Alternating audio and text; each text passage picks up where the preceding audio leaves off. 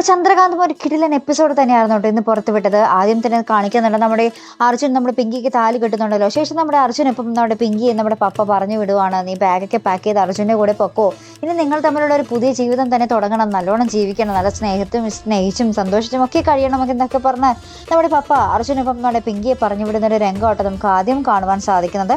പിന്നീട് നമ്മുടെ നയനയെ നമ്മുടെ ശിവപ്രസാദ് ഇങ്ങനെ വിളിച്ച് പറയുന്നുണ്ട്, എന്നെ പോലീസ് പൊക്കി, ഞാൻ കാര്യങ്ങളൊക്കെ അയാളോട് പറയേണ്ടി വന്നു, നീ എത്രയും വേഗം അവിടെയുള്ള സ്വർണ്ണമായിട്ട് മുങ്ങിക്കോ എന്ന് പറഞ്ഞ് നമ്മുടെ നയനയോട് പറയുന്നുണ്ട്. അപ്പോൾ തന്നെ നമ്മുടെ നയന ആ സ്വർണ്ണമൊക്കെ പാക്ക് ചെയ്ത് സ്വർണം എന്താ പറയുക വിൽക്കാൻ വേണ്ടി ഒരു ജ്വല്ലറിയിലേക്ക് പോകും വഴി കറക്റ്റ് നമ്മുടെ ഗൗതം വഴിയിൽ വെച്ച് പിടിക്കുന്നുണ്ട്.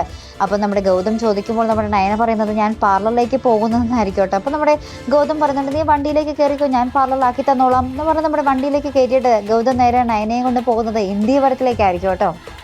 ഇന്ത്യവരത്തിൽ ചെന്നിട്ട് നമ്മുടെ സുമംഗലാപ്പിച്ചയും നന്ദയും ഒക്കെ വിളിച്ചിട്ട് നമ്മുടെ ഗൗതം ആ ഒരു തെളിവുകളോട് കൂടി തന്നെ നമ്മുടെ നയന വലിയൊരു ക്രിമിനലാണെന്നുള്ളൊരു കാര്യം അവിടെ വെച്ച് പൊട്ടിക്കുകയാട്ടോ.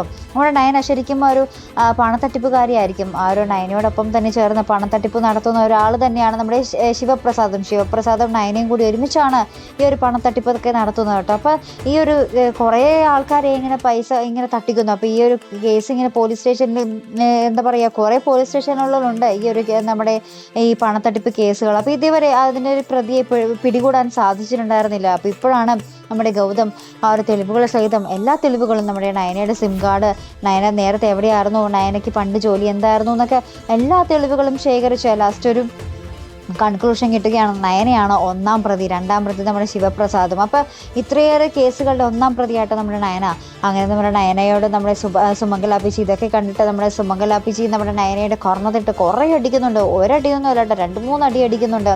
ശേഷം ഗൗതം പറയുന്നുണ്ട്, വേണ്ട അപ്പിച്ചി വിട്ടേക്ക്, ഇനി അവളുടെ കാര്യം പോലീസ് നോക്കിക്കോളൂ എന്ന് പറയുന്നുണ്ട്. ശേഷം നമ്മുടെ നയന വന്ന് ഗൗതത്തിനോട് പറയുന്ന എല്ലാ തെറ്റുകളും ഇങ്ങനെ ഏറ്റു പറയുന്ന ഒരു രംഗമായിട്ട് നമുക്ക് ഇന്നത്തെ എപ്പിസോഡിൽ കാണുവാൻ സാധിക്കുന്നത്.